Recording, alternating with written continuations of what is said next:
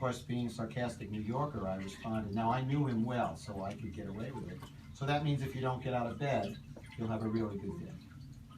And he'd smile, and you're silly, guys. But we discussed the fact that his days, the end of every day, he's in the red. And he's got more negative experiences than positive experiences. And that, again, we're here really talking about, in many ways, higher functioning children with autism when we talk about that. And the majority are not. So the higher functioning will become our focus, but the majority of kids with autism, it's still the case that probably 2/3 of children with autism have intellectual development that's below the 5th percentile. And if you want my research or the science, I can send you the citations. But the kids that most interest us are the kids where we see that they have lots of islands of competence, where we see they have normal academics or normal intellect. They clearly have normal capacity, and yet they're struggling. And those struggles, she want to go out? It's okay. Am I boring you? It's all right. Okay, I don't want to put you on the spot, but don't let your parents make you stay here, because I'm not very interested. Okay, all right. But those are the kids that we're primarily been focusing on, because they seem to have all of the attributes necessary to lead normal lives, but have 3 problems. And problem number 1 is they have social communication problems. They don't take perspective, they don't get it, they don't. Problem number 2 is they have atypical interests in behavior. And in one test, they call it restricted, repetitive, in the new DSM. They call it stuff that nobody understands. I just call it unusual behavior.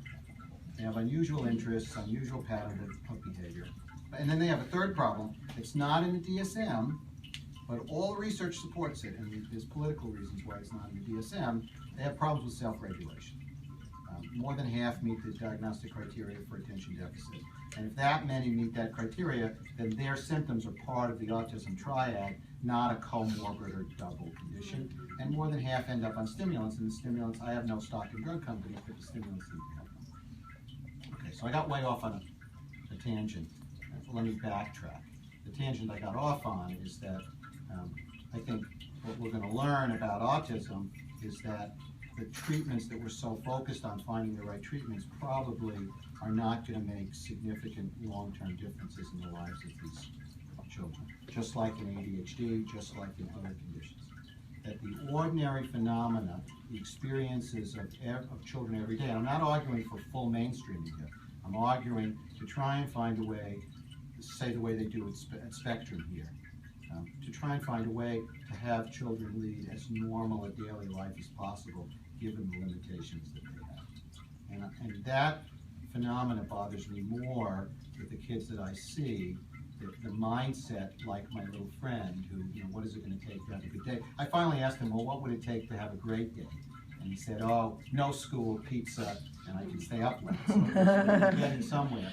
But it's that idea that your mindset, how you come to think about yourself, ends up being really a self-fulfilling prophecy. And when you talk to kids who struggle with social learning, and I call this, for me, this is a social learning problem. I really think that's what autism is. It's a strongly language-based social learning problem. And they just don't pick up on the social. And I'll come back to that. Let me go back to where I was when I first started, which was, what does a neuropsychologist do? Which will kind of give you a framework. So if you were seeing me, I saw a family today with a child who has autism. After I explained to them, I'm not as concerned about labels, and I am more concerned about impairment than I am about symptoms, and I'm more concerned about strengths than liabilities, and I'm interested in trying to bootstrap and harness the normal everyday experiences that all children have that help shape who they are and how they see the world. I then explained that neuropsychologists look at ability, knowledge, and skill. And that's how we're going to try and understand your child. Abilities are hardwired. Some people have better balance. Some people have better ability to read emotion. We have a word for that, emotional intelligence. Some people have a better sequencing ability. They learn to read faster than other children. It's not a crime to say that we're not all created equal. not that biology is destiny, it just affects probability. And if you have better sequencing, you'll learn to read faster than kids who don't. It doesn't mean that kids who have poor sequencing can't learn to read. And if you have better balance, you'll learn to ride a bicycle before the other kids. It doesn't mean that a kid with poor balance can't learn to ride a bicycle. And if you're pretty good at picking up the social nuances and social cues of others, then people are going to like you, right? So, you know, I'm in a pub in London a few years ago, and a couple comes in with this baby, and the first thing he does as they walk by is she's walking by, and he's looking at me, right? He's looking right at me and gives me a big smile, right? Because he's learned this kind of social engagement. And what is he learning about the world? Well, everybody looks at, smiles at him, right? Then he stuck his tongue out. His parents didn't like that. He learns, sticks his tongue out, and gets a response from me. I go, oh, you look at that, isn't that cute? You know, another couple came in at the same time, and their baby was having a difficult day, and he was crying and irritable, and they were not having a good time. And I will argue that from a very young age, a child who has this biological push towards social engagement gets a very different kind of feedback from the world around him. And that feedback, in an emergent function way, shapes how that child looks at the world. So this is ability. It's more hardwired. Some people are better at it than others. Again, not to discriminate, not to say it's your destiny, just to appreciate that abilities play a role, and neuropsychologists look at that. In cognitive abilities, I look at planning, something called simultaneous, how well you integrate information. I don't use the word intelligence very much because it used to mean how well you solve problems, and now it means how much you know. And really, how much you know is not a sign of your intelligence. But that's how it's kind of looked at in schools. And so I use the word simultaneous processing or sequencing, which is another neuropsychological ability, or attention to detail. So I look at certain abilities that influence how people acquire knowledge over time. And this particular ability of social engagement seems to be very important in our species, emerges very early because the baby is completely helpless. Our babies are not salmon and snakes. They're not ready to go in a week. And they're not bear cubs. They're not ready to go in a year. They're not higher primates. They're not ready to go in 2 or 3 years. Well, maybe we are higher primates, but they're not the highest primate. Our children don't grow up till they're 30 nowadays. So there's this long period during which we have to look out for them, right? They're completely helpless. Our species has traded away any ability to survive independently at a young age for what? A big brain. We've invested all of our evolutionary energy in having a big brain that takes a long time to develop. We don't have thick skin, we don't have hair, we walk on 2 legs, which is not very efficient. We cannot survive out in the wild unless we use our thinking power, our brain. And so there's a push, if you're a fan of evolution, there's a push for babies to figure out how to get people to like them.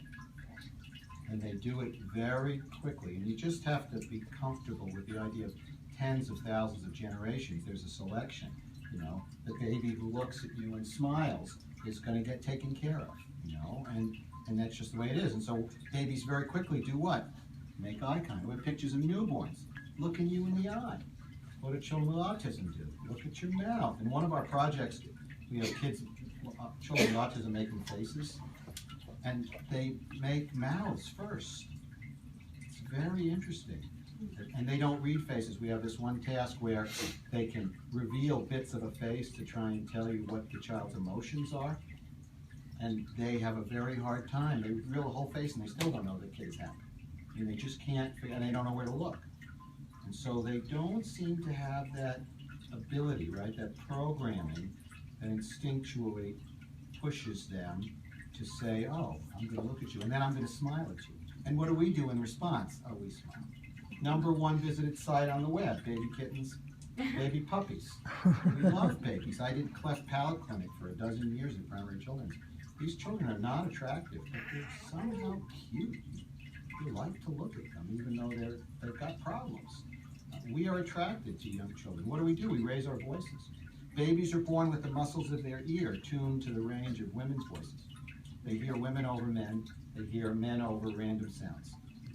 In a little bit of research Steve Porges has done, now he's at the University of Maryland, children who seem to be prone towards autism don't have that. They don't have a preference for sounds in the environment. If anything, they orient to low-frequency sounds of predators. You know, this kind of, oh, something bad is coming my way. So their ears are set differently, and they have vagus, differences in the vagus. The vagus is an old and new cranial nerve, controls the heart, the face, the muscles of the ear. In some research with children who have autism that looks at heat in your face, you know, how much heat you're having, they show children with autism, their faces are kind of dead. They don't innervate as much. They don't smile as much. You can't tell by looking at their faces how they feel.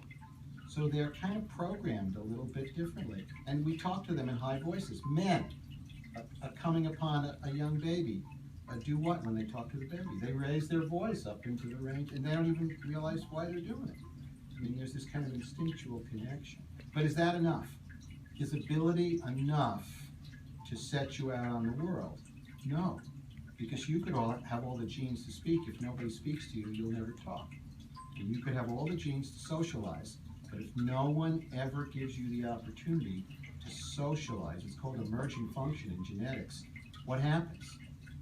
You turn into the wild boy of Avignon, right? You become autistic if you don't have a chance to engage that socialization. What if you're a twin? Have you seen those two little twins on the web in diapers and socks carrying on a conversation with each other?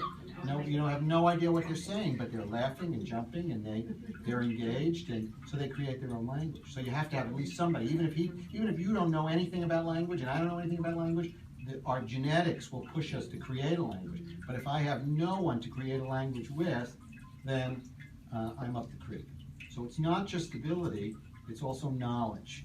Neuropsychologists look at knowledge. Knowledge is anything you learn by experience. Could be how to read a book, could be how to play a game, could be how to socialize. Anything you have to learn by doing is knowledge.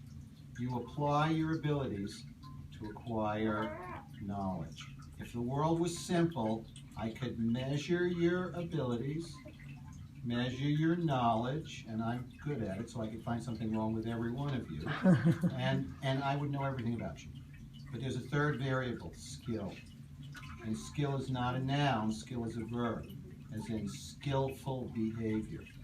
Skillfully socializing, skillfully reading, skillfully riding a bicycle, it doesn't matter what. And skill is harder to predict than the stock market. It is hard to predict skill. So you might have great sequencing abilities, learn to read really well, and I put you in a class and the subject matter doesn't interest you, you're not skillful. You don't do the work. You have impairment. You could have great balance, learn to ride a bicycle really well, because that's knowledge. And reading, by the way, is knowledge. Math is knowledge. You could learn to ride a bicycle well. I put you in a race and I fail to appreciate. You get nervous in performance situations and you hyperventilate and you fall down. Not because you lack knowledge or ability, but because you lack skill. So if you came to see me, and I'm not marketing, Jennifer can tell you I've got a 6-month wait. Yeah. I'm not marketing here, but that's what we do when we take a history, is I try and give you a framework to understand what it is I do. And what I do is not, I want to make a diagnosis or not make a diagnosis. What I want to do is, you're the case manager, I'm the consultant. I have to help you see the world through the eyes of the child. To do that, I have to give you a framework, some system by which to understand and appreciate the child. So, what are your child's abilities? And this is the interesting irony in this group of what we call higher functioning children with autism. The interesting irony is they have pretty good abilities, not the social part of it. And we know that the brain sort of has a three-part, as the brain evolved, it's kind of three parts. It's the thinking part, the social part, and the behavioral or doing part. And you could be gifted on the thinking part and just not have a clue on the social part, or you could be just great on the social part. People love you, you're the life of the party. But you can't think your way out of a paper bag. Right? So that's how I do it. When you look at children with autism spectrum, the higher functioning kids, typically their intellect is okay when they feel like letting you know what they know. So I don't make any pronouncements about their simultaneous processing, their ability to think and problem solve until they're into their teens. And I can make sure that they're really sufficiently motivated to share with me what they know, because they don't have that social contract. They're not as concerned about smiling at me, about making eye contact. contact. They don't really understand, why do I care?